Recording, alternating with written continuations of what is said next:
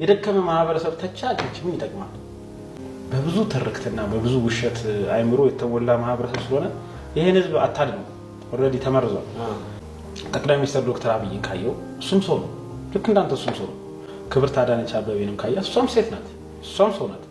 ልክ እንደኖርነው እንደ ማህበረሰባችን ሰው ነው። ብዙ ጊዜ ችግሮቻችንን ይፍቱልን። ለአንተ ችግር እሷን ትፈልጋለህ፣ ለአንተ ችግር ጠቅላይ ሚኒስትርን ትፈልጋለህ፣ ለአንተ ችግር ከሌን ዘመድ አዝማድን ትፈልጋለህ። ሰው ለምን ራሱን አይጠይቅም?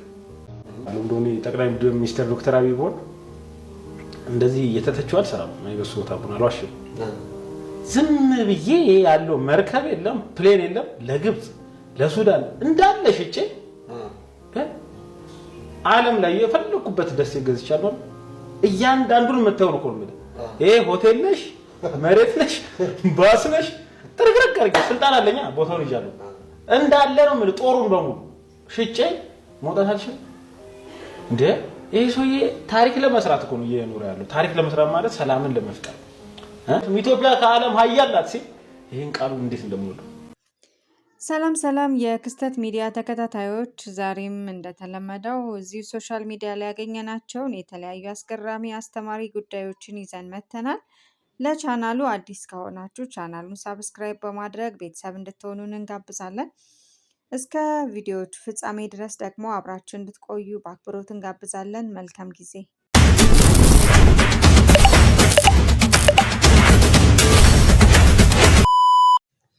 ዩቲዩበር ሚኪ ማይኮ የአእምሮ እክል እንዳለበት ገለጸ። በተለያየ ጊዜ ከማህበረሰቡ ጋር የሚያላትሙ አጀንዳዎችን በመፍጠር የሚታወቀው ሚኪ ማይኮ አሁን ደግሞ ኢትዮጵያውያንን ደጋግሞ ይቅርታ እያለ ነው። የሰራዋቸው ነገሮች ጥፋት ናቸው። 29 ዓመቴ ነው። በዚህ እድሜ ደግሞ ፍጹምነት የለም። አሁን ላጠፋሁትና ቀደም ሲልም ለሱስ ተጋላጭ ያደረገኝ የአእምሮ እክል ነበረብኝ። እሱን እየታከምኩ ነው። ጥሩ ጤንነት ላይም እገኛለሁ። ይህ የአእምሮ እክል የሙድ መዋዠቅ ለስራም እንቅፋት የሚሆን ስለሆነ ሌሎችም ከኔ ተምረው የአእምሮ ጤናቸውን ቅድሚያ ይስጡ። ማህበረሰቡን የተናገርኩበት አውድ ተገልብጦ የደረሰ ቢሆንም ለዚህ ግን ሙሉ በሙሉ ኃላፊነት ወስጄ ይቅርታ ጠይቃለሁ። ቀደም ሲልም በጠየቅኩትም ይቅርታ ማህበረሰቡ ይቅርታዬን ተቀብሎ ከጎኔ መሆኑን በተለያየ መንገድ እየገለጸልኝ ነው በማለት ገልጿል።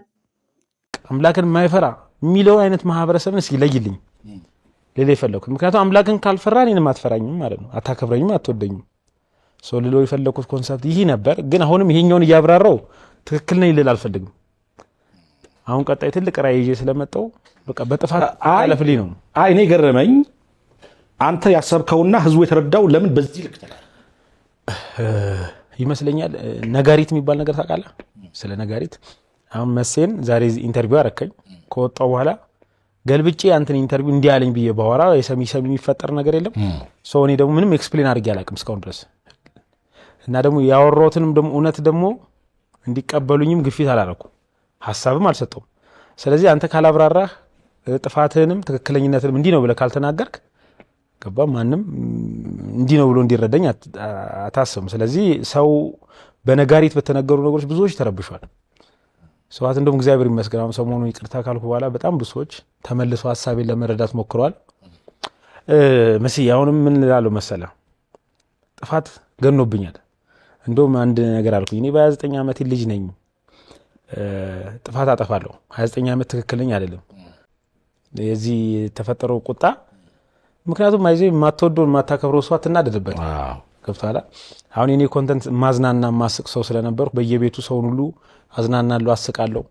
ስለዚህ የሚያስቅ ሰው ደግሞ ጓደኛ ነው። ተሳስቻለሁ። ይሄ ሐሳብ ትክክል አይደለም። እኔ አጥፍቻለሁ። እንግዲህ የፖስት ፖስት ላይ ከሆነ ልክ እንደኔ አይነት ብዙ ሰዎች ጠፍተዋል። ገባ እውነት ኑሯቸው ሐሳብ ኑሯቸው ብዙ ወጣት ማዳንና ማትረፍ ፈልጋለሁ እያስባለሁ። ስለዚህ ያለብኝም ኬዝ አለ የስሜት መለዋወጥ ምናምን የሚባል እንዳጋራሁት እንደዚህ አይነት ኬዝ ተጠቂም ነኝ እና አሁን ኦልሬዲ ሪሃቢሊት እያደረኩ ብዙ ሰዎች ጋር እየሰራሁ ነውና አንዳንድ ሰዎች ባዮፖላር ይላሉ፣ ግን ባዮፖላር አይደለም። ብቻ ስሜት ሃይ መሆንና ሎ መሆን ነው። ኦኬ እንደውም ፌስቡክ ላይ ጽፌያለሁና ይሄን በጣም ኢትዮጵያ ላይ ከ60 ከ50 ሚሊዮን በላይ የዚህ ተጠቂ ነው ይባላል። ምንድነው በጣም የመስራት ፍላጎት መጨመር የመቀነስ ሃይና ሎ መሆን አንዳንዴ ዳውንነት መሰማት ያለን ነገር መርሳት ምናምን የሚባሉ ነገሮች እና ደግሞ በመጡ ኢሞሽናል ኢነርጂዎች ላይ መጋጨት ከሰው ጋር ያጣለሽ ሀሳብ ለውጥ ምናምኖች እንደዚህ አይነት ተጠቂ ነን። ይሄ እብደት አይደለም። አሁን ይሄኛውን ኢሞሽን አሁን እየታከምክ ነው እሱን ነገር በደንብ ባይዞ በዚህኛው ተጠቂነት ይሄ መቼ ነው እንደዚህ የተከሰተበት? ንግግር ከመናገርህ በፊት ነው። እና ኤለን ማስክም እነ ኬኒ ዌስት ሁሉ ሚዲያ ላይ ወጥቶ ቆርጧል እንደዚህ አይነት ኬስ ተጠቂ ነን ብለው። ግን እነዚህ ሀገርን ሳይቀይሩ ቀርቶ አይደለም፣ ለሀገር ይጠቅማሉ። ግን በየቤቱ እንደዚህ አይነት ሰዎች አሉ። ለምሳሌ ሆን ብዬ ላስከፋ አልፈልግም፣ ግን ድንገት ኢሞሽናል በምንሆንበት ሰዓት ልናገር እችላለሁ። አሁን ሌላ ሰው ልክ ሲናገር በቃ ይሄ ልጅ አብዷል አባሮ ተብሎ ጎዳና ላይ የምታወጣው። ስለዚህ ኖ በቃ ሪሃቢሊቴሽን ሴንተር ያስፈልጋል። እኔም መትረፍ ፈልጋለሁ ብዬ እኔ በቃ ስለዳንኩኝ ራስ ሬግሬት ስላደረኩኝ ሌላም ወጣት እንደው ማዳን ፈልጋለሁ። በየቤቱ ብሶ አላ ብሶ ይደውልኛል። ሙዲ አንዳንዴ ዜሮ ሆናለሁ። ትልልቅ ፋብሪካ አለኝ ሂዲ አንዳንዴ መሄድ ያስጠላኛል፣ እከስራለሁ። ይሄ ዳውንና ያፔ መሆን ነው። ምናልባት ይህ ንግግር የዛ የህመሙ ውጤት ሊሆን ይችላል ማለት እንችላለን ነውም እንጂ እንደ አንድ ጤነኛ ሰው እንደዚህ ያወራል። የመጣል ኢሞሽናል ነው መልሶች የምንሰጠው። እና አሁን ሚዲያ ላይም ሲሄድ ከዚህ በኋላ እጠነቀቃለሁ። አሁን እግዚአብሔር ይመስገን ጥሩ ቲሞች አሉኝ፣ ጥሩ ዶክተሮች ከጎን ያሉ ውጭም ሀገር ውስጥም ያሉና የሚሄድበት ሚዲያ ራሱ ማኔጅ ማድረግ ጀመሩ። ስለዚህ የመጣውን ኢሞሽን መመለስ ነው። ምን መሰለ ኬዙ ከኔ ውጭ ያለው ኢነርጂ ሌቭል የለም፣ ያን ሙድ ነው የምትከተለው። አሁን መሴና ብለዚህ ስጠረኝ ያ ኢነርጂ ሱፍ አስለብሶ አመጣኝ። አየህ ልክ እንደዚህ ደግሞ ዳውን የሆነ ኢነርጂ ካለ ያንን የምትከተለውና ስለዚህ ይሄ መታከም ይቻላል። ብዙ ሰው መዳን ይችላል ውሎውን በመቀየር ፖዚቲቭ ኢነርጂ ጋር በመዋል። ስለዚህ ብዙዎች ወደ ኔጌቲቭ እየገቡ ብዙ ጋር የተጋጩ ስለሆነ ይቅርታም ልልበት የቻልኩት ምክንያት አንደኛ ከዚህ በኋላ ብዙ መስራት ፈልጋለሁ ነው። ሁለተኛው መልእክቴ ደግሞ ለብዙ ወጣቶች ከዚህ እንደዚህ አይነት ሱስ ውስጥ የሚገቡት አብዛኛው በዚህ ኢነርጂ ውስጥ ነው። ወዶ አይደለም ሰው የተለያየ ሱስ ውስጥ የሚገባው። ይሄ የሚፈጠርብን አምባላንሲንግ የለም ሀሳብ መለዋወጥ፣ እሱም ባላንስ እንዲያደርግላቸው የተለያየ እኔም በፊት ተናግሬያለሁ። ባለፈው የተለያዩ ሱሶች ውስጥ ተገኝቻለሁና ብዙ ጊዜ ያን የሚያደርገኝ ምን እንደሆነም ገብቶኛል። ስለዚህ ምንድነው ድንጋይ ሲመታ ሌላ ሰው አይምተው ብለህ መቆም የለም። አንተ የመታ ድንጋይ ያም የሚመታ ሳይሆን እኔ ተመትቻለሁና አንተ ትረፍ ነው። ስለዚህ እኔም የተመተውበትን ነገሮች አውቃለሁ። ደግሞ እግዚአብሔር ይመስገን ኢትዮጵያ ሕዝብ አላሳፈረኝም። ወዳጆቼ እንዳዲስ ተመልሰውልኝ እንደውም አሁን ከበቀድሞ የለም ተረድቶኝ የተመለሰ ሰው ይበዛል።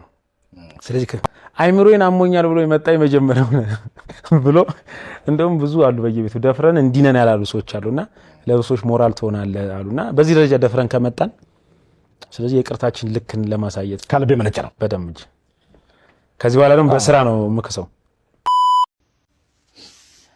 ለኔስ ከመሞቴ በፊት ድምፅ አትሆኑኝም? ህይወቴን ታደጓት። ብዙ ጊዜ የሰው ልጅ ህይወት ሲያልፍ አሰቃቂ አደጋ ሲደርስ ወይም ንጹሐን ሲጎዱ እናዝናለን። ሀዘናችንንም በማህበራዊ ሚዲያ እንገልጻለን። ነገር ግን ይቺ ሴት ገና አደጋ ሳይደርስባት በህይወት እያለች ልጆቿን ታቅፋ አድኑኝ እያለች ነው። ይህ የህልውና የደህንነትና የፍትህ ጥሪ ነው። የአዳማ ከተማ ነዋሪ ስትሆን የ3 ህጻናት እናት ናት። የባለቤቷ ስም ፍራኦል ድንቁ ደያስ ይባላል። ይቺ ሴት የመጀመሪያ ሚስቱ ስትሆን ከሷ በኋላ 3 ተጨማሪ ሚስቶችን አግብቶ በአጠቃላይ ከ4ቱ ሚስቶቹ 11 ልጆችን ወልዷል። ነገሩ የባሰና አሳሳቢ የሚሆነው ግን እዚህ ላይ ነው። ባለቤቷ ፍራኦል ድንቁ ደያስ አዳማ የኛ ናት፣ እኔ በህግ አልገዛም በማለት በህግ ላይ በመመካትና ተጽዕኖ በመፍጠር በሷና በ3 ህጻናት ልጆቿ ላይ የዛቻና የፍርሃት ጥላ እንዲሁም አንዳንዴም ዱላ እንደሚያነሳባት ትናገራለች። የደረሰባትን በደልና ስጋት አምና ወደ ፖሊስ ጣቢያ በመሄድ ህጋዊ ከለላ ብትጠይቅም ከተቋሙ ያገኘችው ምላሽ ግን እጅግ የሚያስደነግጥ ነበር። እኛ ይህን ሰው እንፈራዋለን፣ በዚህ ጉዳይ ውስጥ አንገባም የሚል ምላሽ ሰጥተዋታል። ለኔስ ከመሞቴ በፊት ድምፅ አትሆኑኝም? በጣም ብዙ ነገር ቢደርስብኝም ጠንክሬ ለመቆም ታግያለሁ፣ እየቆምኩኝም ነው። ግን አሁን ለህይወቴም ስለሰጋው ያው የተደረገብኝ ነገር በጣም ከባድ ነገር ቢሆንም ዛሬም ቆሜያለሁ ጠንክሬ። ግን አሁን ደግሞ ራሱ ሳይገለኝ ለኔስ ድምፅ አትሆኑኝም? ላይም ሲያገባ ስሰማ በልጅ ተዛምደናል ብዬ ለማለፍ ሞከርኩኝ። ገርማቸው ያገባትን ሴትዮ ደውላ ስትሰድበኝ በሷም እሱ እንግዲህ እንትን ብሏትም ሊሆን ይችላል ስትሰድበኝ ብዙ ነገር ስደርስብኝ ዝም ያልኩት ልጆች አሉኝ ለልጆቼ ልኖር ብዬ ነው። 3 ልጆች አሉኝ፣ 2 ወንድና 1 ሴት።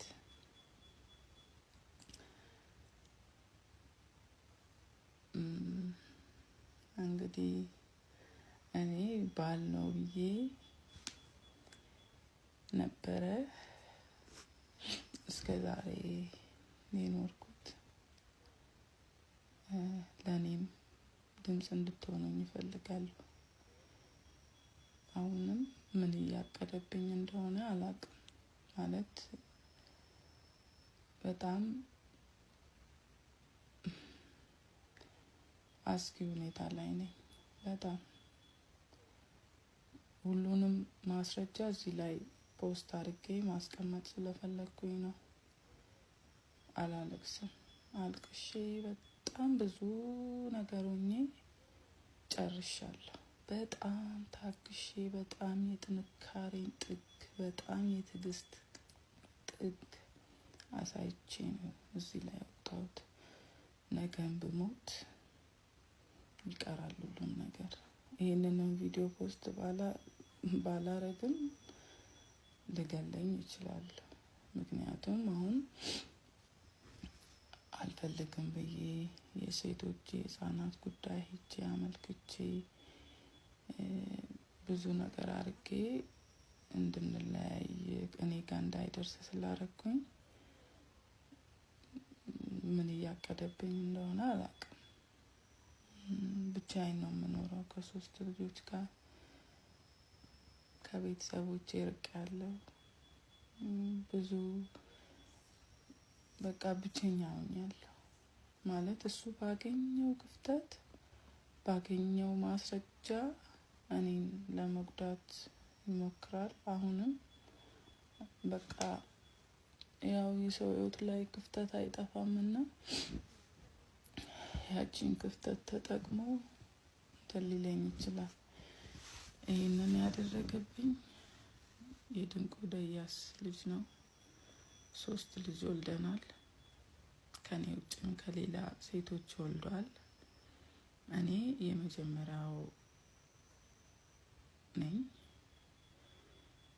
ከዛ በኋላ የወለዳቸው ሁለተኛ መታም የወለደችዋም እየደወለች ብዙ ነገር ሁሉ ማስረጃዎች አሉኝ፣ ፎቶዎች አሉኝ፣ ፖስት አረጋለሁ። ነገም ይሄ ነገር ፖስት ከተደረገ በኋላ መጥቶ ሊገለኝ ይችላል።